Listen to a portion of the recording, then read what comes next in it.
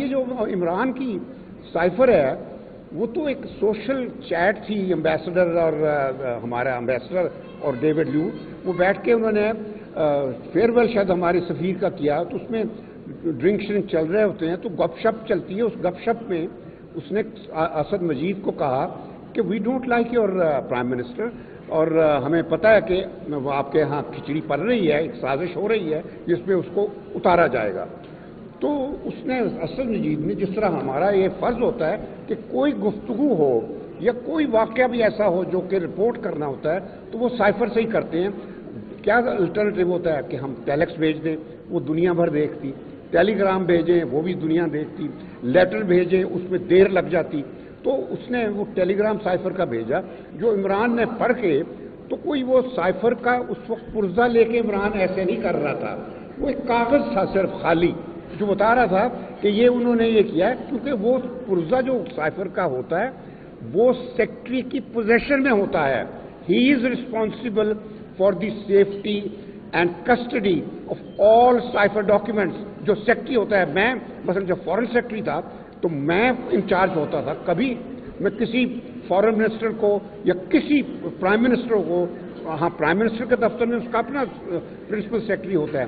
تو یہ ایک عمران کو وکٹمائز کرنے کے لیے اس سائفر کا سارا قصہ بنایا ہے. ہم غلام ہیں بڑی طاقتوں کے یا جو ہمیں پیسے دیتے ہیں. آج قائد اعظم اگر ہم زندہ ہوتے تو شاید ان کو بہت افسوس تو ہوتا ہی, مگر میرے خیال میں بے تحاشا طور پر وہ امبیرس ہوتے کہ انہوں نے ان لوگوں کی خاطر یہ ملک بنایا تھا. ملک میں آئین ہے ہی نہیں, قانون کہیں نہیں ہے. تو جب یہ چیزیں نہیں ہیں تو آج ہمیں یہ تسلیم کرنا ہوگا کہ پاکستان ایک ریاست نہیں رہا, یہ ایک قوم نہیں رہی, یہ ایک ملک نہیں رہا. بالکل دس از اے اسٹارٹ ریالٹی. اور ہم نے سوچا تھا, ہمارے کم از کم میری جنریشن نے, جس نے پاکستان بنتے ہوئے دیکھا, پھر اس کو ٹوٹتے ہوئے دیکھا, اور اب میں اس کو بکھرتے ہوئے دیکھ رہا ہوں, تو ہم نے تو یہ سوچا تھا کہ ہم کشمیر کو پاکستان بنائیں گے.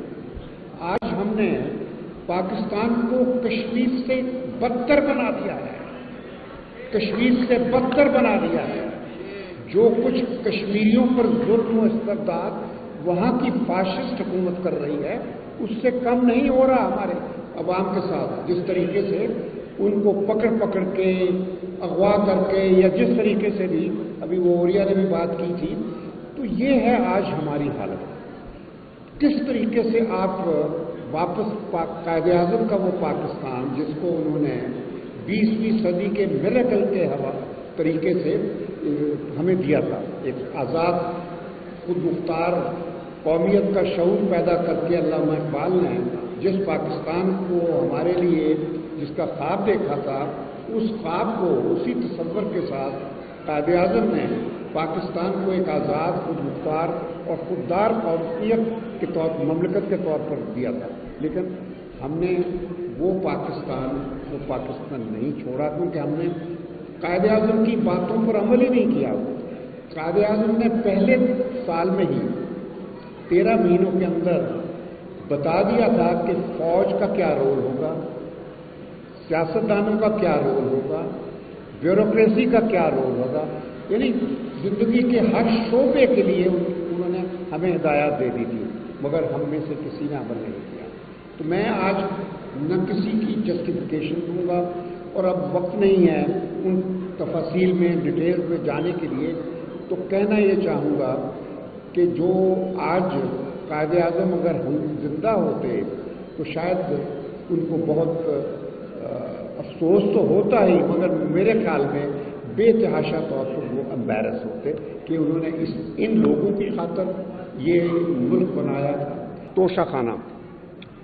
توشہ خانہ کا میں ایک چیز ہسٹری سے میں پوری اچھی طرح سے واقف ہوں. یہ توفوں کی جو روایت ہے یہ بڑی پرانی ہے, مغلوں کے زمانے سے ہے. قاضی وحید سندھ کا لڑکا میرا بیچ میں, تو ہم نے اس کے ساتھ بحث کی اور کہا کہ کوئی رول ہونا چاہیے.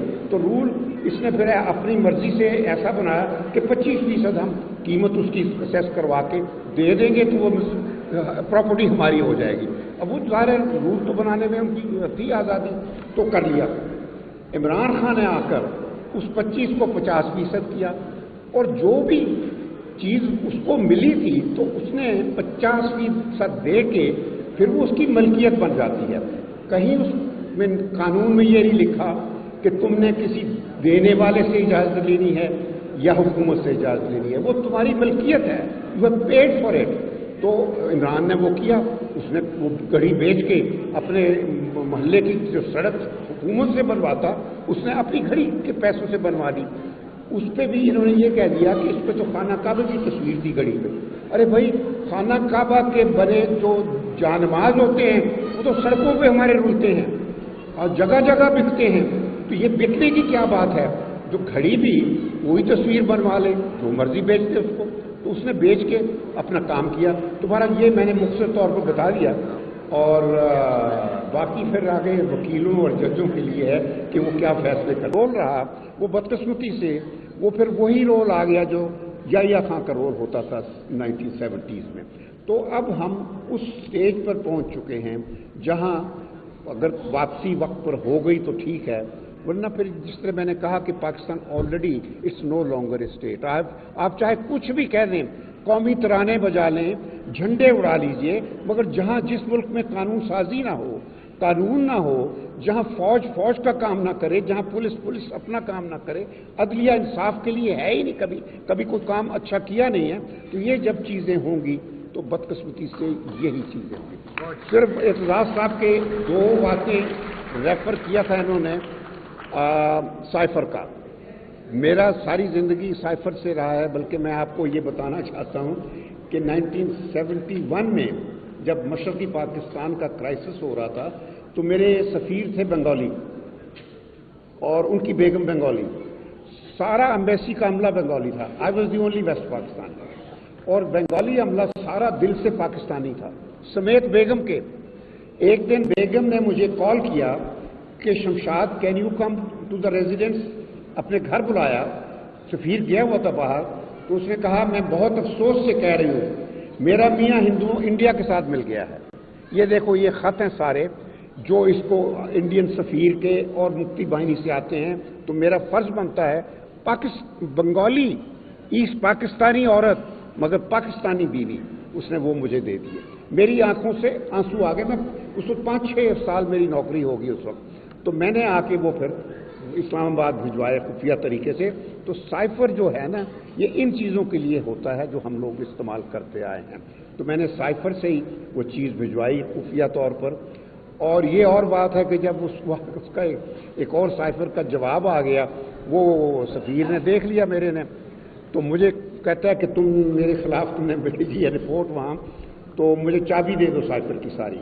ये मैं आपको वाकया बता रहा हूँ साहब। तो मैंने कहा जी मैं तो चाबी नहीं, क्योंकि चाबी मेरे कंट्रोल में होती है, तो मैं तो नहीं दूंगा।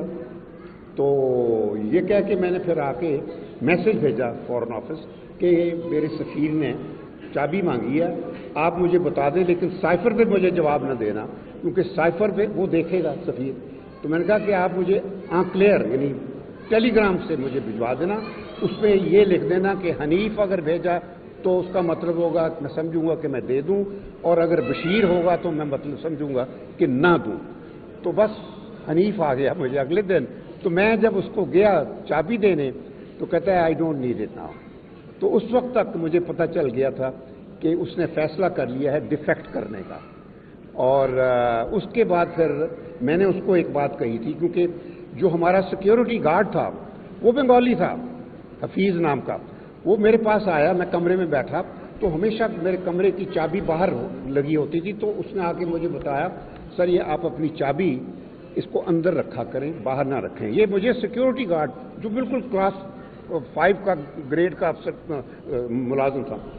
तो अच्छा, तो मैंने फिर ये किया कि सफ़ीर के कमरे में मैं जब गया तो निकलते वक्त मैंने सफ़ीर की चाबी, वो हमेशा अपनी चाबी अंदर रखता था, तो मैंने उसकी चाबी अंदर से निकाल के मैंने सफ़ीर को कहा कि सर ये चाबी ज़रा बाहर रखा करें ताकि खोलने में आसानी रहे। तो उसको मैंने मैसेज दे दिया कि मुझे तुम्हारी साजिश का पता है। तो उसके बाद उसने फैसला कर लिया था कि मैंने जाना है, और मुझे फिर सेनेगाल का जो प्रोटोकॉल का बंदा था, उसने फ़ोन किया कि सर तुम्हारा सफ़ीर ये कर रहा है। तो साइफर जो होता है ये एक मीन्स ऑफ कम्युनिकेशन होता है, ये कोई टॉप सीक्रेट डॉक्यूमेंट इस तरह नहीं होती है कि कोई चीज़ हमने खुफिया पैगाम जब भिजवाना होता है तो वो साइफर से जाते हैं।